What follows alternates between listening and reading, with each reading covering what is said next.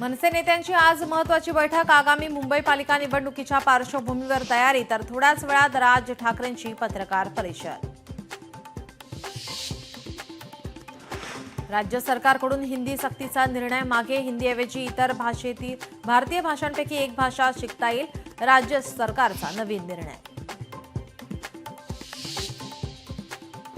राज्यातील 25 वर्षांहून जुन्या पुलाचं ऑडिट होणार. अहवाल तातडीने शासनाला सादर करण्याचे मंत्री शिवेंद्रसिंह भोसले यांचे निर्देश.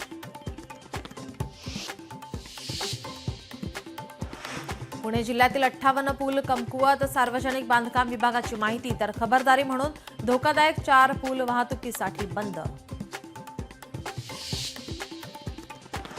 छत्रपती संभाजीनगरमध्ये संजय शिरसाट एमआयएमचे कार्यकर्ते भिडले. जलील यांच्या विरोधात पोस्ट केल्याने मारहाण. शिरसाटांच्या समर्थकाला घरात घुसून मारहाण. संत तुकोबांच्या पालखीचा आज प्रस्थान. दुपारच्या दरम्यान पालखी देहूतून प्रस्थान ठेवणार. मुख्यमंत्री उपमुख्यमंत्री राहणार उपस्थित.